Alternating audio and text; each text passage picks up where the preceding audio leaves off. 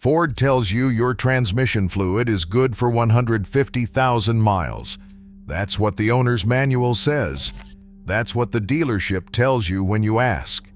And that's the number most Ford owners follow until their transmission starts shuddering between 40 and 60 miles per hour. Shifts start getting harsh, and a shop hands them a repair estimate between $4,000 and $7,000. What Ford doesn't tell you is that the internal transmission filter sitting inside the pan of your 10R80 10-speed automatic is doing the absolute minimum to protect the precision solenoids, clutch packs, and valve body passages that keep your transmission alive. It catches large debris, chunks, metal shavings big enough to see with your eyes. But the real killers, the microscopic wear particles between 3 and 15 microns, pass straight through that factory filter and circulate back into the system every single second your truck is running. That's where this $15 mod comes in. It's called an inline magnetic transmission filter. The most well-known version is the magnifying filter, and it has been used by professional transmission rebuilders and fleet operators for decades. Ford themselves used to install a branded version of this exact filter on every remanufactured transmission they shipped out of the factory. That should tell you everything about how effective this little filter actually is, and installing it takes less time than changing your engine oil. Here is why this matters more than most Ford owners realize. Your 10R80 transmission, found in the F-150, Mustang, Ranger, Expedition, Explorer, Bronco, and several Lincoln models, is a solenoid-controlled unit. That means every shift, every gear engagement, every torque converter lockup event is managed by electronic solenoids, pushing fluid through incredibly tight passages inside the valve body. These passages are measured in thousandths of an inch. When microscopic metal particles, clutch material fibers, and aluminum dust circulate through those passages, they score the valve body bore walls and cause solenoids to stick or respond inconsistently. That is what creates the harsh shifts, the delayed engagement from park to drive, and the dreaded torque converter shudder that plagues so many Ford trucks and cars. The factory internal filter, known officially as the Motorcraft FT202 transmission filter, part number HL3Z7A098A, sits inside the transmission pan and filters fluid as it gets picked up from the sump. It does an adequate job catching larger contaminants, but adequate is not the same as effective. University testing on the magnifying inline filter shows removal of harmful ferrous metal particles down to sub-micron levels, with an efficiency rate of 99.99% for metallic debris. The secondary filtration media inside catches non-ferrous materials like copper, aluminum particles, dirt, and clutch fiber material down to 25 microns. The internal factory filter does not come close to that level of protection, especially for the fine metallic particles that do the most damage over time. Now let me explain exactly what this filter is and where it goes. The magnifying inline transmission filter is a small cylindrical canister, roughly 6 inches long, that installs directly into the transmission cooler return line. That's the rubber or steel line that carries transmission fluid from the cooling circuit back into the transmission housing. On most F-150 models, the transmission cooler lines run from the transmission itself to a heat exchanger built into the radiator, and on trucks with the tow package, there is also an auxiliary cooler mounted in front of the condenser. The return line from that cooling circuit is where this filter gets installed. The filter has 2 sizes available, 3/8 of an inch and 1/2 of an inch, depending on your cooler line diameter. Most F-150s with the 10R80 transmission use 3/8 of an inch lines, but always verify before ordering. You cut a small section of the rubber return hose, slide the filter inline, secure it with the included hose clamps, and that's it. The whole installation takes about 20 minutes with basic hand tools. No transmission pan drop, no special equipment. No need to add or drain any fluid. Inside the filter housing, there is a powerful rare earth magnet positioned right at the fluid entry point. As transmission fluid flows through, every metallic particle within the effective range of that magnet is captured instantly. The particles stick to the magnet and stay there permanently, never recirculating back into the system. Behind the magnet sits a pleated paper filtration element supported by a perforated steel core that prevents collapse under pressure. This secondary element catches everything the magnet does not, including non-ferrous debris like clutch dust and aluminum wear particles. If you made it this far, then consider liking this video, giving it a thumbs up, and subscribing to my channel. This helps me bring you more honest car advice. Here's something most people don't understand about transmission wear. It's not linear, it's exponential. When a tiny metal particle breaks loose from a gear tooth or clutch drum, it enters the fluid stream and immediately begins grinding against other surfaces. That grinding produces more particles. Those new particles grind against more surfaces. Each particle creates more particles, and the contamination accelerates with every mile driven. Transmission engineers call this the chain reaction of wear, and it's the primary reason transmissions fail gradually instead of all at once. By the time you feel symptoms, the damage has been compounding for tens of thousands of miles. The magnifying filter breaks that cycle at the source. By continuously removing metallic particles before they can cause secondary damage, the filter actually produces cleaner fluid over time than the fresh fluid you put in during a service. That's not marketing. That's filtration science.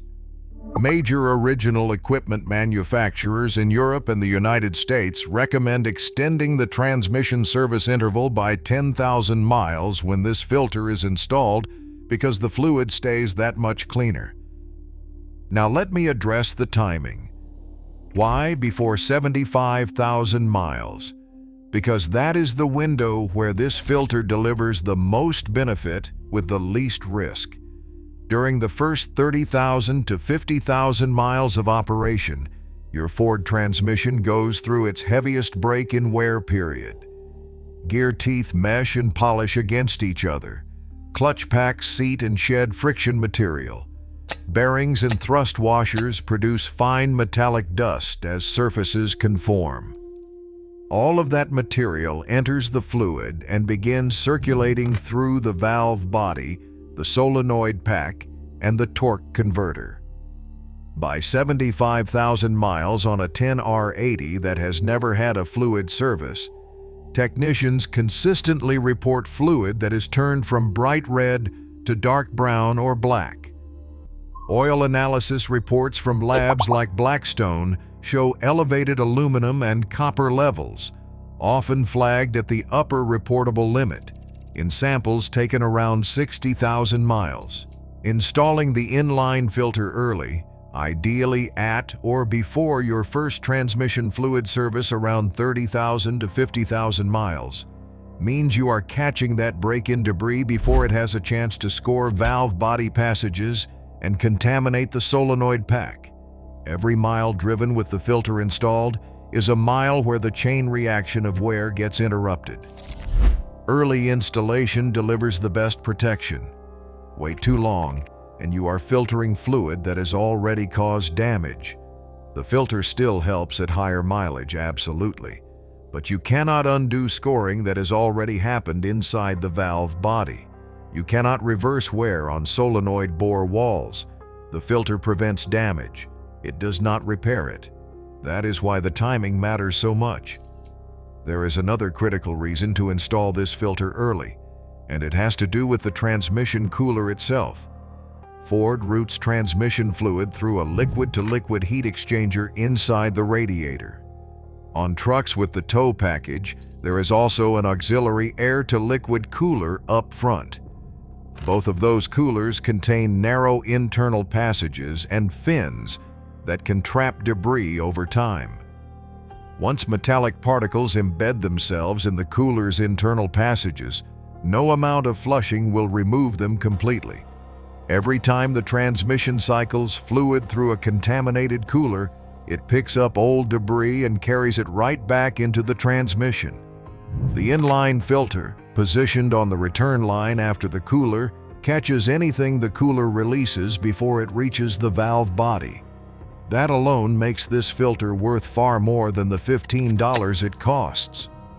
Ford used to include this exact type of filter on their factory remanufactured transmissions for a reason.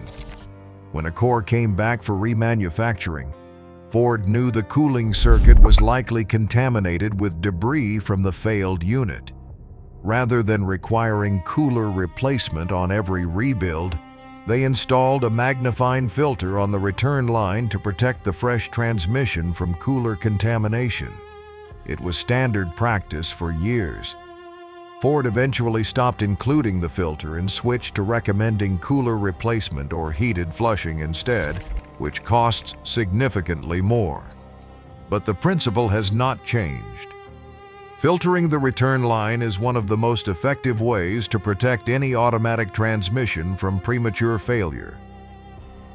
The filter also includes a built-in safety bypass valve. If the filtration element ever becomes fully saturated with debris, which would take an extraordinary amount of contamination, the bypass opens to maintain full fluid flow back to the transmission. Even in bypass mode, the magnet continues capturing metallic particles. You never lose flow, and you never lose magnetic protection. The transmission stays protected under all operating conditions. For Ford owners with the older 6R86 speed automatic, found in F-150 models from 2009 through 2017, as well as the Expedition and several other platforms, this filter works exactly the same way. The 6R80 uses the same style cooler lines and benefits from the same level of additional filtration. The solenoid-controlled valve body in the 6R80 is just as sensitive to fine particle contamination as the 10R80. If anything, the 6R80 benefits even more because its internal filter is less sophisticated than the thermally actuated unit found in the newer 10-speed. Now I want to address a concern that comes up often. Some owners worry that adding any inline filter could restrict fluid flow and cause pressure problems. This is a valid engineering question, and the answer is simple. The magnifying filter is specifically designed for automatic transmission fluid flow rates. It handles significantly more gallons per minute than any passenger vehicle transmission system actually produces. There is no measurable pressure drop across the filter under normal operating conditions. Professional transmission builders have been installing these for over 2 decades on everything from daily drivers to heavy-duty tow vehicles to fleet trucks running 24 hours a day. If the filter caused flow restriction, it would have been exposed and abandoned years ago. Let me walk you through the practical side of this. When you order a magnifying filter, the package includes the filter canister, transmission-rated hose clamps, and installation instructions. You will need a pair of pliers or a flathead screwdriver for the clamps, a utility knife or hose cutter to trim the cooler line, and a small drain pan to catch the tablespoon of fluid that drips when you cut the line. Install the filter on the cooler return line, the line that carries fluid from the cooler back to the transmission. On most F-150 models, this line is accessible from underneath without removing covers or components. On the Mustang and some Explorer models, access may be slightly tighter, but still manageable without a lift. Mark the flow direction printed on the filter housing, cut the line, slide the filter in with the arrow pointing toward the transmission, tighten the clamps, and check for leaks with the engine running. That's the entire job. No fluid top-off needed, no transmission relearn required, no codes thrown. The transmission does not even know the filter is there. It quietly keeps doing its job, pulling metallic contamination out of the fluid stream mile after mile. The replacement interval for the filter depends on your driving conditions. For most daily drivers, swapping the magnifying once every 30,000 miles or at each fluid service is more than sufficient. For trucks that tow regularly or operate in extreme heat, replacing it annually provides the best protection. Either way, you are looking at a $15 replacement cost and 5 minutes of labor. Compare that to a $4,000 to $7,000 transmission rebuild, and the math speaks for itself. Here is what this really comes down to. Ford built the 10R80 and 6R80 to be capable, efficient transmissions. But the factory filtration system was designed to meet cost targets, not to maximize transmission life beyond the warranty period. The internal filter does just enough. The service interval of 150,000 miles is a marketing decision, not an engineering recommendation. Every Ford technician working in a busy shop will tell you the same thing. Fluid and filter changes need to happen far sooner than the manual suggests, and adding secondary filtration to the cooler return line is one of the smartest investments any Ford owner can make. A $15 inline magnetic filter installed before 75,000 miles protects the valve body, preserves solenoid function, catches cooler contamination, and breaks the chain reaction of wear that destroys transmissions from the inside out. It is the cheapest insurance policy you will ever buy for your Ford. If you're enjoying this video, consider watching the next one, where I share more ways to protect your Ford transmission and make it last well past 200,000 miles.